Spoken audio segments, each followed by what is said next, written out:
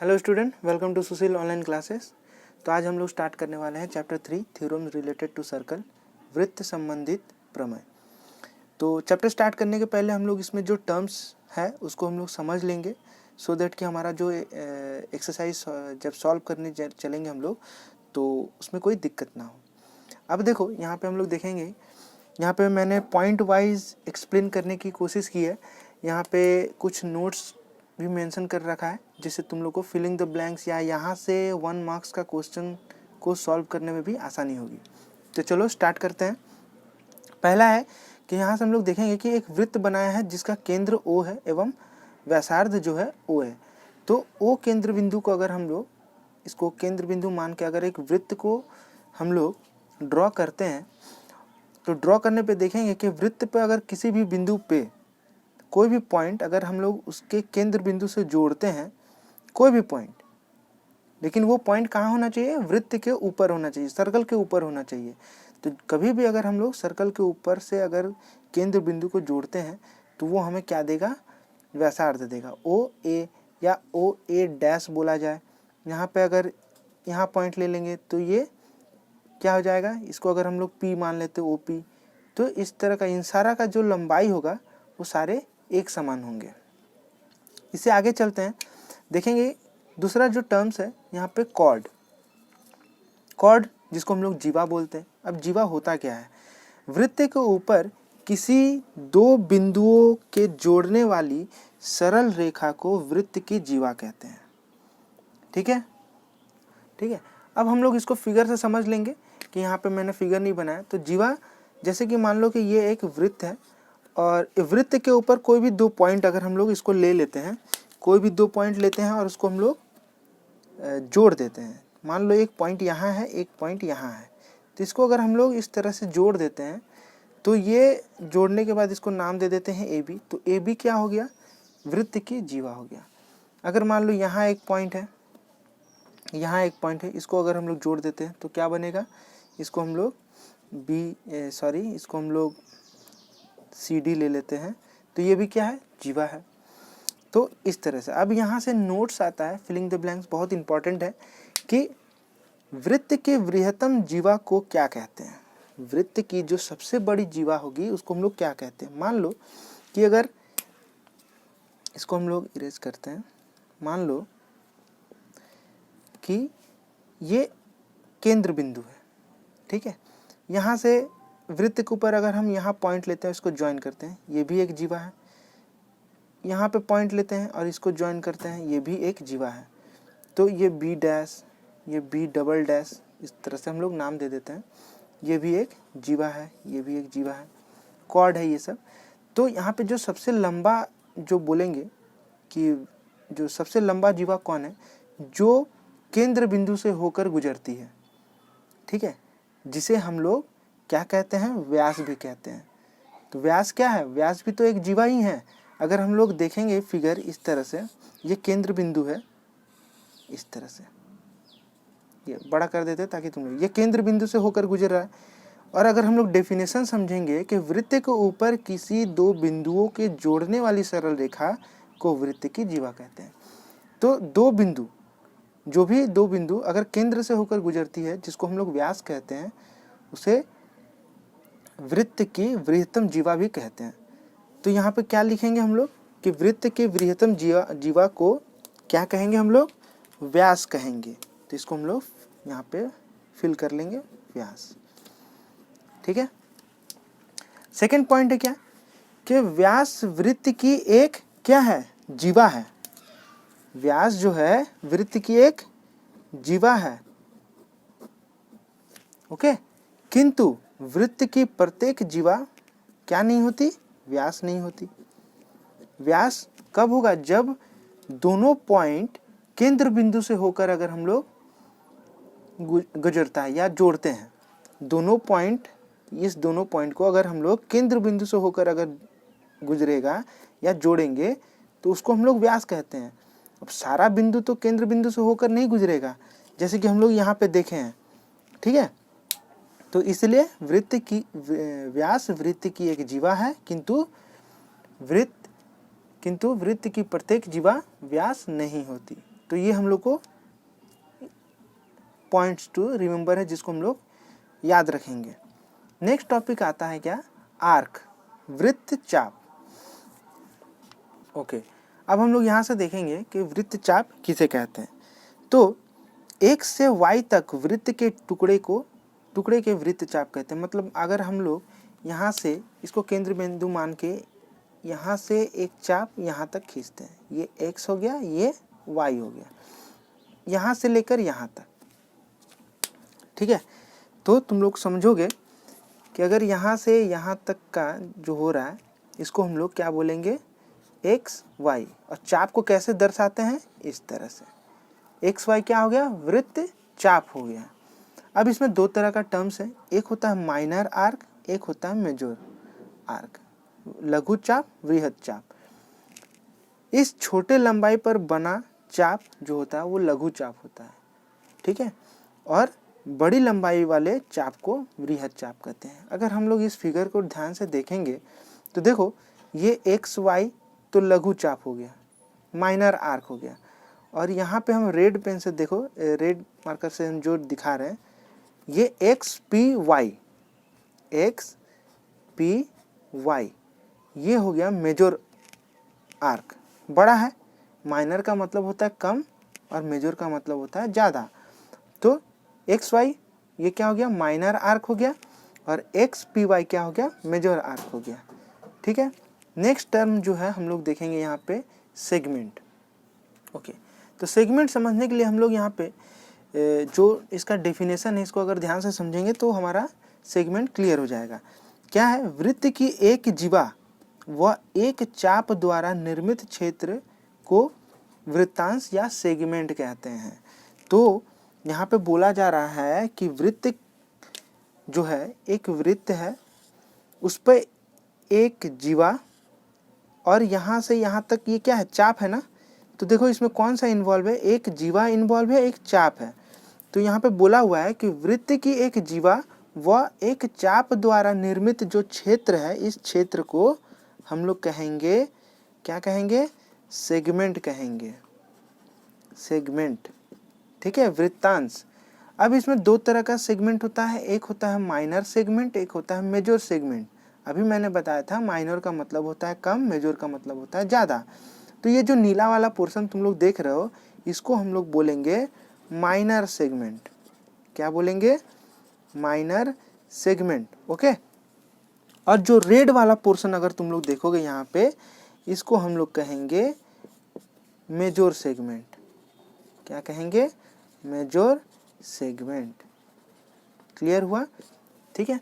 इसको ध्यान से समझना होगा कि यहाँ से अगर कोई भी किसी तरह का फिलिंग द ब्लैंक्स या एमसीक्यूज या शॉर्ट क्वेश्चन आता है तो तुम लोग इस टर्म्स के सहारे इसको सॉल्व कर सकते हो, ओके। हमारा नेक्स्ट टॉपिक है कि सेक्टर, जिसको हम लोग वृत्त कला कहते हैं। अब वृत्त कला क्या है, इसको भी अगर हम लोग ध्यान से डेफिनेशन समझेंगे तो हमारा क्लियर हो जाएगा कि वृत्त के दो अर्धव्यास एवं वृत्त चाप द्वारा सीमाबद्ध क्षेत्र को वृत्त क्षेत्र या सेक्टर कहते हैं, ठीक है। अब देखो यहाँ पे समझते हैं एक उदाहरण से। मान लो कि ये वृत्त है, क्या बोला हुआ है कि दो अर्धव्यास, ये केंद्र बिंदु है, इसको हम लोग ओ से देते हैं। मान लो कि दो अर्धव्यास ऐसे है और एक वृत्त चाप है, इसको हम लोग क्या बोलेंगे, वृत्त चाप। यहाँ पे हम लोग डेफिनेशन को फॉलो करेंगे। वृत्त के दो अर्धव्यास एवं वृत्त चाप, दो अर्धव्यास दिख रहा है और एक वृत्त चाप द्वारा सीमाबद्ध क्षेत्र को वृत्त क्षेत्र या सेक्टर कहते हैं। इसमें भी हम लोग समझेंगे यहाँ पे। तो दो तरह का सेक्टर होता है, एक होता है माइनर सेक्टर, एक होता है मेजर सेक्टर। एक बड़ा वृत्त क्षेत्र और एक होता है लघु वृत्त क्षेत्र। तो देखो माइनर का मतलब मैंने बता रखा है, इसको हम लोग कहेंगे क्या, माइनर सेक्टर, ओके। और ये जो बड़ा वाला पोर्शन तुम लोग देख रहे हो यहाँ पे, इसको हम लोग कहते हैं मेजर सेक्टर, ओके। तो ये हमारा क्या हुआ, टॉपिक है। अब इसमें दो तीन टॉपिक जो है मैंने छोड़ रखा है। एक है क्या, ओके, एक क्या है, कॉन्सेंट्रिक सर्कल कहते हैं हम लोग जिसको, ठीक है, समकेंद्रिक वृत्त, कॉन्सेंट्रिक सर्कल। अब ये कॉन्सेंट्रिक सर्कल क्या होता है इसको हम लोग देख लेंगे, ठीक है। इसको हम लोग समकेंद्रिक वृत्त भी कहते हैं। क्या है कि एक ही केंद्र बिंदु को मान के हम लोग अलग अलग अर्धव्यास के वृत्त बनाते हैं। मान लो कि ये 2 सेंटीमीटर का वृत्त है, इसी को केंद्र बिंदु मान के हम लोग यहाँ पे क्या बनाए, 4 सेंटीमीटर का वृत्त बनाए। इसी को केंद्र बिंदु को मान के हम लोग एक 6 सेंटीमीटर का वृत्त बनाए, ठीक है। तो एक ही केंद्र बिंदु को मान के हम लोग अलग अलग अर्धव्यास द्वारा क्या बनाते हैं, वृत्त बनाते हैं, ठीक है। तो इसको हम लोग कहते हैं कॉन्सेंट्रिक सर्कल। ओके, तो अब हम लोग यहाँ पे परीक्षण करके देखे 3.1 स्टार्ट कर रहे हैं। तो पहला क्वेश्चन देखो यहाँ पे क्या बोला है कि पास के ओ केंद्र वाले वृत्त का चित्र देखें एवं बताएं कौन कौन से अर्धव्यास PAQ वृत्त क्षेत्र पे स्थित है। तो अगर हम लोग ध्यान से देखें PAQ मतलब इसके अंदर में कौन कौन सा अर्धव्यास हमको दिख रहा है। तो केंद्र बिंदु से एक यहाँ पे दिख रहा है OA दिख रहा है, उसके बाद OC दिख रहा है, OC दिख रहा है, उसके बाद OP दिख रहा है, और उसके बाद यहाँ पे ये नहीं लेना क्योंकि हमको बोला गया PAQ के अंदर, ओके। तो OQ भी दिख रहा है, OQ। तो ये हम जो है PQ वृत्त क्षेत्र के अंदर में ये जो है अर्धव्यास हमें नजर आ रहा है, ओके। नेक्स्ट क्वेश्चन है निम्नलिखित रिक्त स्थानों को समझकर भरें। तो पहला क्वेश्चन है कि एक वृत्त में डैश बिंदु होते हैं, ओके, ठीक है। तो अब हम लोग यहाँ पे देखेंगे कि स्टार्टिंग में ही बोला हुआ है, यहाँ पे अगर तुम लोग ध्यान से देखोगे तो बोला हुआ है कि वृत्त असंख्य बिंदु द्वारा निर्मित है। तो इसी का यूज हम लोग यहाँ पे करेंगे कि एक वृत्त में कितने बिंदु होते हैं, असंख्य बिंदु होते हैं। तो हम लोग यहाँ पे भर लेंगे असंख्य, ओके, ये हो गया। उसके बाद बोला है कि वृत्त की वृहत्तम जीवा को क्या कहते हैं।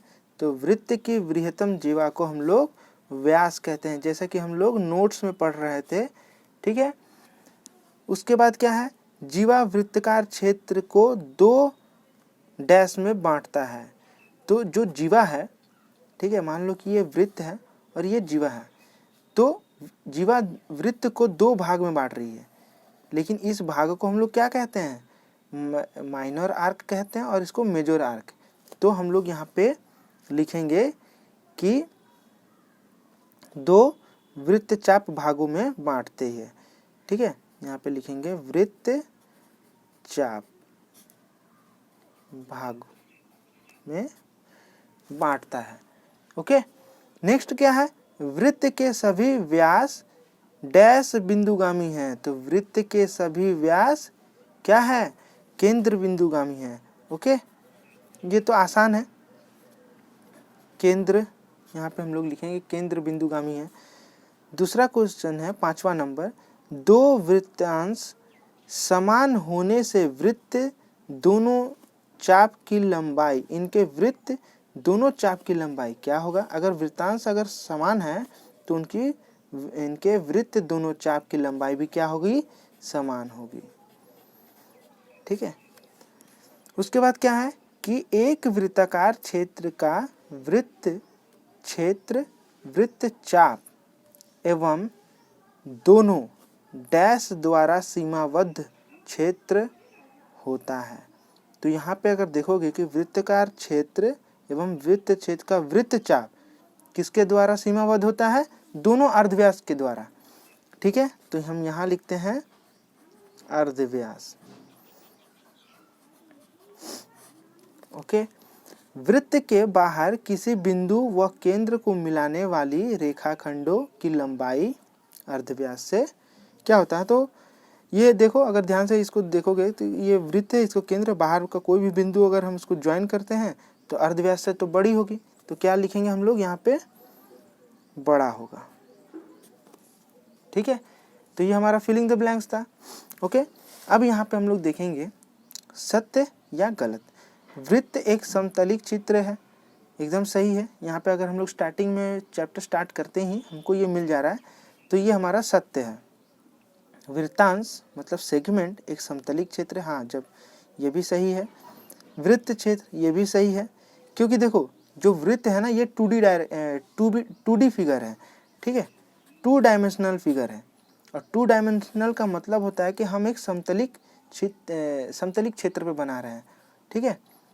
तो ये सारा ये तीनों जो अगर हम लोग देखेंगे तो ये समतलिक क्षेत्र के बारे में बात कर रहा है, और सारा वृत्त के बारे में है। ये भी वृत्त का पार्ट है, ये भी वृत्त। तो वृत्त एक 2D फिगर है जिसको हम लोग प्लेन सरफेस पे बनाते हैं, तो समतलिक चित्र ही है। ये भी समतलिक क्षेत्र है और ये भी समतलिक क्षेत्र ही है। जीवा एक सरल रेखा का भाग है, एकदम सही है, ये भी सही है। चाप एक सरल रेखा का भाग है, गलत। अगर हम लोग ध्यान से देखेंगे कि ये वृत्त है, चाप का मतलब क्या हो गया, यहाँ से लेकर यहाँ तक का, तो इसको हम लोग चाप कहते हैं, ठीक है। और ये सरल रेखा तो है ही नहीं, स्ट्रेट लाइन तो है ही नहीं, तो ये गलत हो गया। किसी वृत्त में सीमित संख्यक समान लंबाई की जीवाएं होती हैं, ये गलत है, नहीं होती हैं, सीमित तो नहीं होती है, ठीक है। किसी एक निश्चित बिंदु से केवल एक ही वृत्त खींचना संभव है, नहीं, हम किसी भी एक निश्चित बिंदु से असंख्य वृत्त खींच सकते हैं, ठीक है, तो ये भी गलत है। 2 सर्वसम वृत्तों का अर्धव्यास क्या होता है, समान होता है, ये बिल्कुल सही है। सर्वसम मतलब इक्वल वृत्त, और इक्वल का मतलब क्या हो गया, समान है, तो अर्धव्यास भी उनका समान ही होगा, ठीक है।